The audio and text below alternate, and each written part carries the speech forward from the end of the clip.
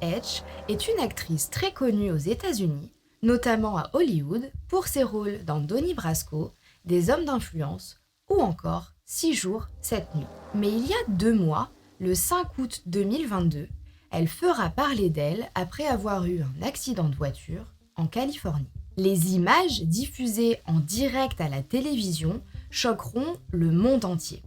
Et Internet prendra à cœur d'avoir la vérité sur ce drame qui, quand on creuse un peu, paraît plus que suspect. La mort de Anne est-elle un véritable accident ou un complot pour la faire taire définitivement ?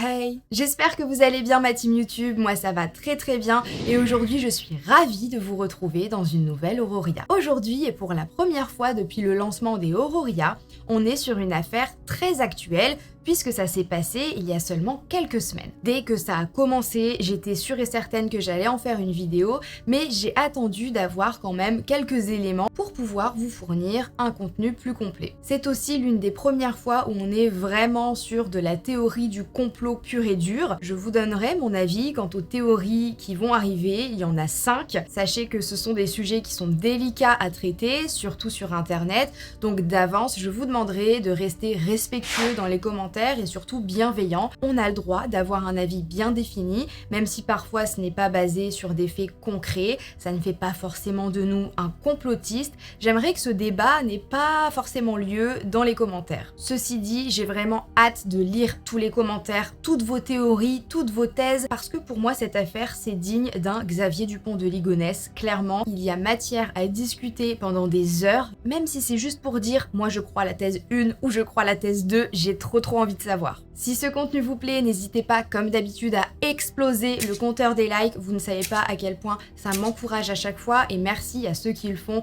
Auroria après Auroria et n'oubliez pas de vous abonner à ma chaîne si c'est toujours pas fait. Maintenant que les courageux que vous êtes confortablement installés dans le noir, c'est parti. Voici les trigger warnings du jour. Aujourd'hui, on va parler de pédocriminalité, de suicide, d'alcool et de drogue. Avant de vous raconter l'accident qui a mondialement secoué Internet, on va d'abord se pencher sur la vie de Anne.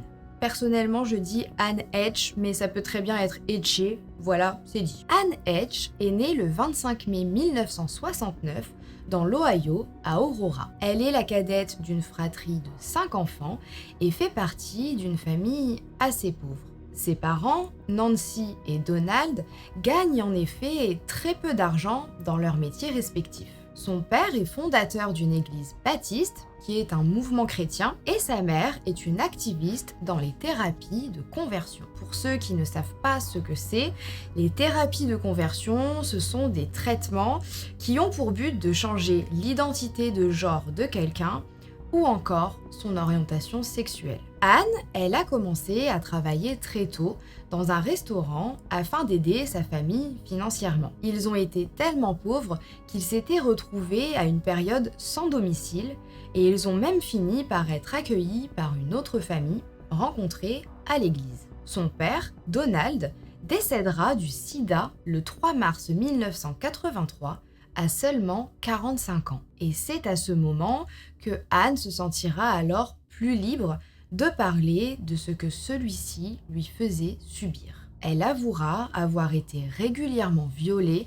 par Donald, son père, durant son enfance et ce jusqu'à ses 12 ans. Selon elle, sa mère le savait à l'époque. Et lorsqu'à cause des viols à répétition, Anne aura de l'herpès autour de sa bouche, sa mère prétendra que c'est juste une éruption quelconque et ne l'emmènera même pas se faire soigner. Mother know. I can't say whether or not my mother knew. You never told her. I did not tell her until I was in my 20s. I had herpes from the time I was a very young girl. Because he was entering your mouth. Yes, that's my belief. I remember being 6 years old and saying, "Mommy, what's on my face?" You had a rash. I had sores. I had welts on my nose and on my lips. 3 mois plus tard, son frère, Nate, âgé de 18 ans, décédera dans un accident de voiture. Il perdra le contrôle du véhicule en s'endormant. Mais selon Anne, c'était un suicide. On peut alors penser qu'elle n'était pas la seule victime de leur père. Anne commencera le cinéma très tôt, après avoir été repérée par un agent artistique dans la pièce de théâtre de son école. Elle s'envole alors pour New York à seulement 17 ans et débutera sa carrière dans des feuilletons comme Another World qui lui permettra d'être récompensée par un Daytime Emmy Award en 1991. Elle tournera ensuite avec des acteurs comme Johnny Depp dans Donnie Brasco, Robert De Niro dans Des Hommes d'influence ou encore Harrison Ford dans 6 jours, 7 nuits. En 1997, Anne devient encore plus célèbre suite à la révélation de sa relation avec Ellen DeGeneres. Elles seront en couple pendant 3 ans et demi et deviennent très médiatisées car à l'époque, on est quand même dans les années 2000, c'est assez rare de voir à Hollywood un couple de stars homosexuels ne pas se cacher. Elles se sépareront en 2000 et des années plus tard, Anne révélera s'être ressentie enfermée dans cette relation, éloignée de ses amis, etc. Ellen DeGeneres était d'ailleurs à ce moment au cœur d'un scandale, car plusieurs collègues à elle l'accusent d'être maltraitante, une horrible patronne et une horrible personne tout court. Anne a elle aussi été au cœur de certains scandales, notamment à cause de sa consommation excessive d'alcool et de drogue, et ça lui vaudra une réputation de folle à Hollywood. Elle se mariera une première fois en 2001 et aura un premier garçon, puis elle aura un deuxième garçon en 2009, juste après son divorce avec son nouveau compagnon. Juste avant sa mort, Anne avait tourné dans un film documentaire qui porte sur le trafic humain et dont la sortie était prévue pour le 17 septembre 2022. Mais comment Anne est-elle morte ? Le 5 août 2022, Anne conduisait sa voiture, une Mini Cooper bleue, à Los Angeles. Et plusieurs caméras de surveillance permettront de retracer son itinéraire pour le moins étrange. Alors qu'elle roulait déjà assez vite par rapport aux limitations de vitesse, elle s'arrêtera avant l'accident dans un magasin de perruques. Selon le vendeur, elle cherchait à acheter une perruque rouge et paraissait normale. Par normale, j'entends sobre. Ils discuteront ensemble une dizaine de minutes et feront même une photo tous les deux. Après ces achats, Anne aura un premier accident de voiture vers 11h en fonçant dans un box de stockage.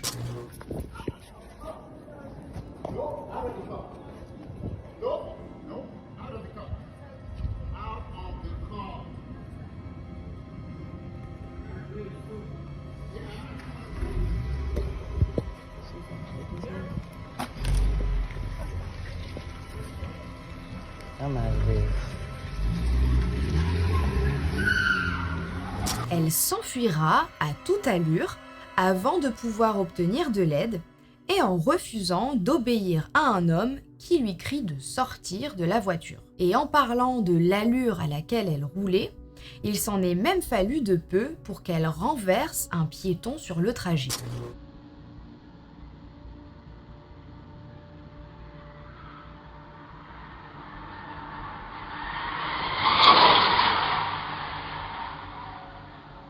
Quelques minutes plus tard, sa voiture, roulant extrêmement vite sur la route de Walgrove, s'écrasera dans une maison construite en 1952 à Mar Vista et un incendie débutera.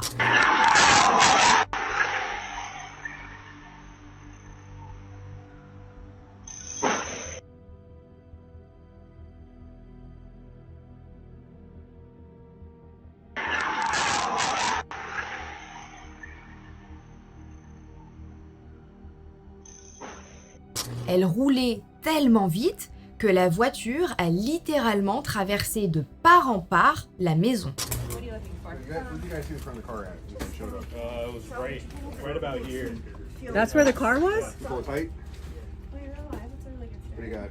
43.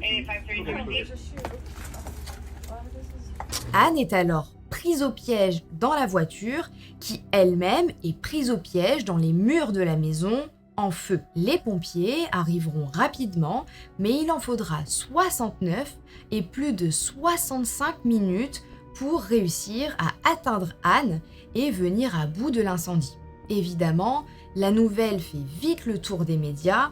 Aux États-Unis, les paparazzis, etc., c'est un autre monde que chez nous en France. Là, on peut se dire que c'est un simple accident de voiture et que, malheureusement, ça peut arriver. Oui, mais non, parce que cet accident est entouré de nombreuses zones d'ombre et on va les voir ensemble. La première version donnée par les pompiers présents sur les lieux est que Anne va très bien et qu'elle va s'en sortir. Quelques minutes plus tard, une autre version est donnée et Anne serait en état de mort cérébrale. Pour le coup, tous les médias voulaient les informations en premier, mais personne ne donnait les mêmes. Sur certaines chaînes, on annonçait qu'elle allait bien, et puis il suffisait de zapper pour voir sur d'autres chaînes l'annonce de sa mort. Mais heureusement, un drone filmera toute la scène et tout sera diffusé en direct à la télévision. Et là, se déroule sous les yeux des spectateurs une scène qui fait froid dans le dos. We have tape of that and then basically had him on a gurney. We weren't sure what the situation was there on his condition, but then as he made his way over to the ambulance, you see it right there, he jumps up out of that gurney.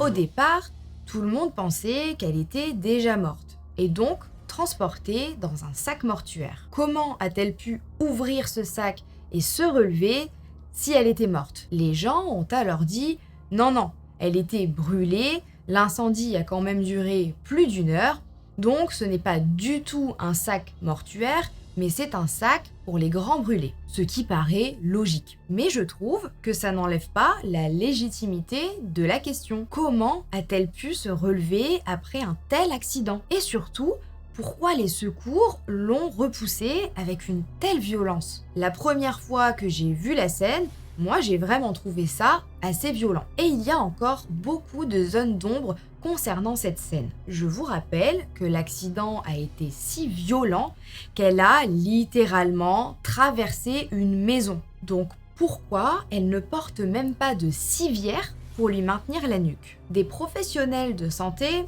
et des spectateurs se sont aussi demandé pourquoi, après avoir inhalé de la fumée pendant 1 heure, les secours ne lui ont pas mis de masque à oxygène. C'est sûr que c'est louche, qu'on peut vite partir dans de grandes théories, mais apparemment c'est normal. Et on peut répondre à ces questions par une réponse toute simple. Aux États-Unis, les blessés sont d'abord transportés avant d'être soignés. Oui, il y a beaucoup de théories autour de cet accident, mais mon but, c'est aussi de vous apporter les informations et des réponses concrètes pour pouvoir démêler le vrai du faux. Mais il y a quand même une question à laquelle on n'a pas de réponse et c'est l'une des premières questions qui m'est venue tout de suite. Comment a-t-elle pu être au proie des flammes pendant 1 heure et ne pas avoir les cheveux brûlés? Ça, c'est quelque chose qu'on ne peut pas nier. On le voit clairement sur la vidéo, ses cheveux sont intacts. Et pour m'être déjà cramé les cheveux ou les cils en allumant une cigarette, fumer tue, attention, je sais qu'il suffit de rien et que ça part très très vite. Donc bon, je trouve ça assez suspect. Vous ferez votre propre avis et n'hésitez pas à le partager dans les commentaires. Si vous avez un élément de réponse, je veux bien parce que cette histoire me fascine, même si elle me fait tourner en bourrique. Alors que Anne est ensuite emmenée à l'hôpital, les médias rassurent les fans de l'actrice en affirmant qu'elle est désormais saine et sauve et dans un état stable.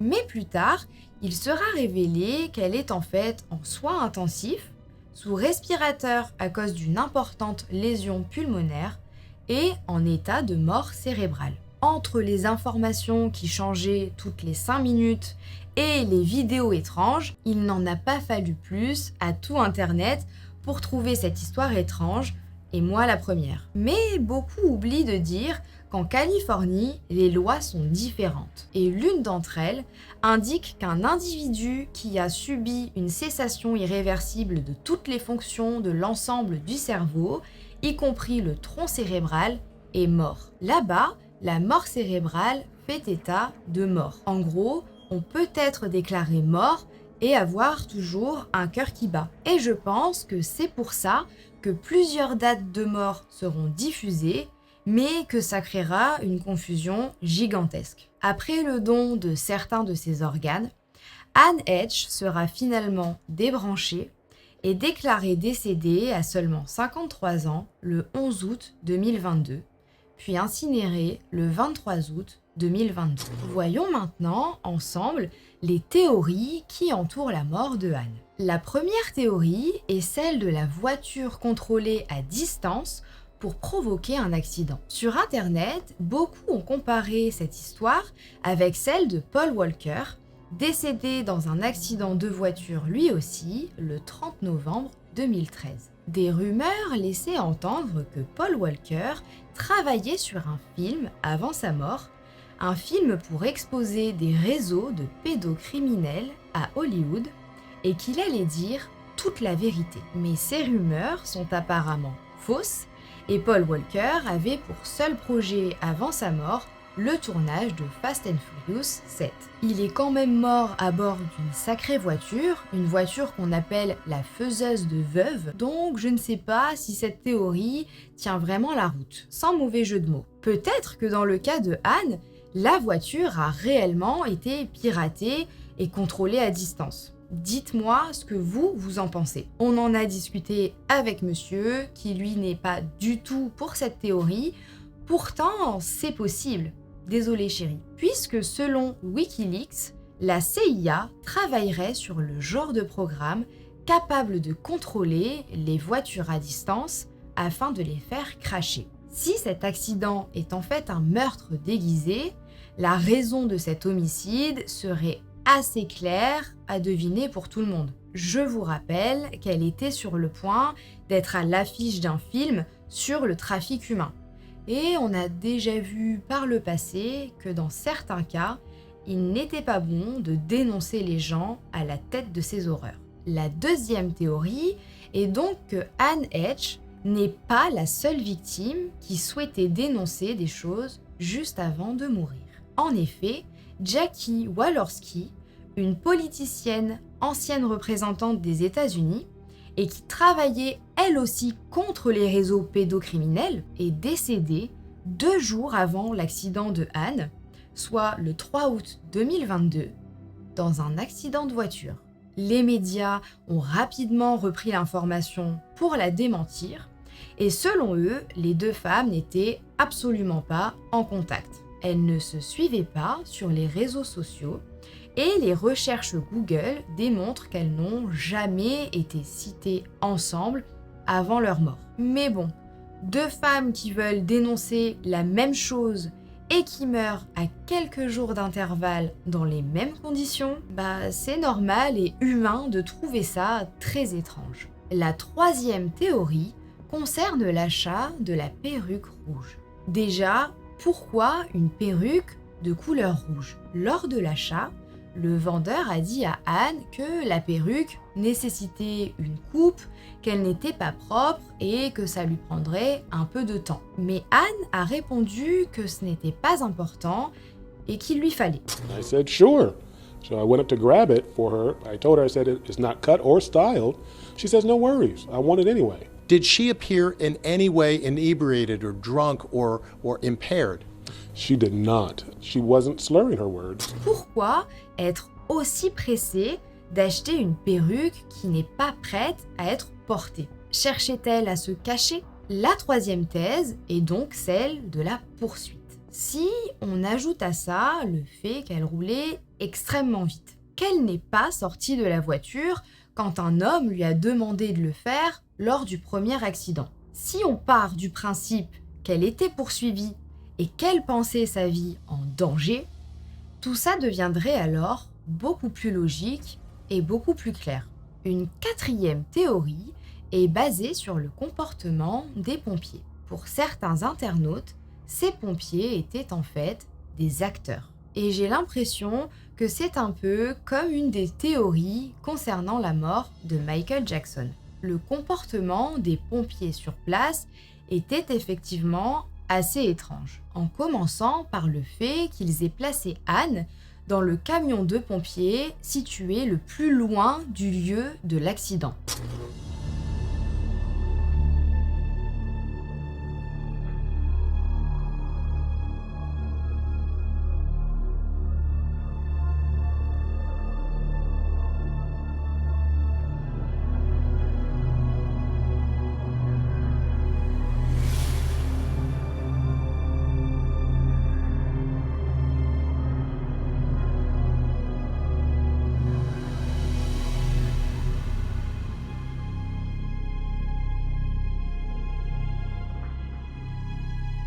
Disons qu'ils ne se sont pas facilité les choses. En plus de ça, certains pompiers portaient des espèces de masques pour recouvrir leur visage. Cela prouve alors pour certaines personnes que ces pompiers ne souhaitaient pas être vus, car ils n'étaient pas réellement des pompiers et qu'ils allaient emmener Anne ailleurs. Personnellement, je trouve ça assez gros, mais c'est ça le problème avec les théories du complot. Ça paraît souvent tiré par les cheveux, mais si on est auteur des complots, on peut se dire plus c'est gros, plus ça passe. Et ça se vérifie parfois en histoire. Donc honnêtement, je sais pas quoi penser de cette théorie. Je continue quand même un peu à la trouver peu probable, parce que je pense que si ces personnes portaient des masques, c'était surtout pour éviter d'inhaler de la fumée, tout simplement. Mais donnez-moi votre avis. La 5e et dernière théorie penche plutôt du côté de la paranoïa. Le rapport d'autopsie de Anne Hedges est formel. Elle n'était pas alcoolisée, mais le médecin légiste retrouve dans ses résultats toxicologiques de la cocaïne et du fentanyl, qui est l'une des drogues les plus mortelles aux États-Unis. Anne avait une santé mentale assez fragile, et je précise que ça peut ne rien vouloir dire du tout. Mais c'est quand même à prendre en compte. Une santé mentale fragile additionnée à des drogues comme celles retrouvées dans son sang, ça peut réellement rendre paranoïaque et créer des hallucinations sévères. Est-ce qu'à cause des substances, elle a cru qu'on la poursuivait et qu'il fallait rouler vite pour s'en sortir? C'est peut-être la théorie la moins étrange, mais pourtant la plus crédible. Je sais que vous allez me demander quelle est ma théorie, et je sais pas, je suis perdue. Pour moi, la dernière théorie, encore une fois, c'est peut-être la moins étrange, la moins loufoque, mais la plus logique. Est-ce qu'elle était dans un état normal en arrivant dans le magasin de perruques, mais a acheté cette perruque pour pouvoir ensuite se procurer et consommer de la drogue? Est-ce que sa voiture a vraiment été piratée? Je sais pas. Le côté paranoïa m'attire quand même vachement, mais c'est vrai que les informations qui se contredisent dans les médias, les pompiers qui l'emmènent dans le camion de pompiers le plus loin du lieu de l'accident, c'est trop bizarre. C'est trop bizarre pour qu'on ne se pose pas des questions. Et puis la manière dont elle s'est relevée, oh mon Dieu, est-ce que c'était un réflexe, un dernier réflexe de son corps avant de plonger dans le coma? Est-ce qu'elle tentait réellement de s'échapper? Malheureusement, j'ai trop de questions, autant que vous, je suppose, et je n'ai pas les réponses. J'ai vraiment hâte de lire les commentaires, mais vraiment, à la sortie de la vidéo, à 10h01, je suis devant l'ordinateur avec mon café pour lire votre avis à vous. Dites-moi ce que vous pensez de cette histoire, quelle est votre théorie, ou quelle est la théorie que j'ai exposée dans cette vidéo et qui est la plus crédible à vos yeux. Dites-moi s'il y a des éléments que je n'ai pas en ma possession. Vraiment, dites-moi tout. En tout cas, si cette Auroria vous a plu, vous a intrigué, que vous avez passé un bon moment en ma compagnie, n'hésitez pas comme d'habitude à exploser le compteur des likes, à vous abonner à ma chaîne YouTube si ce n'est toujours pas fait et à partager cette vidéo sur les réseaux sociaux. Plus c'est partagé, plus on a de théories à lire. Merci de m'avoir regardé jusqu'au bout. Nous, on se donne rendez-vous dimanche prochain, 10h, pour une nouvelle Auroria. Et sur ce, moi, je vous fais très gros bisous. Je vous dis à la prochaine et surtout, prenez soin de vous. Ciao!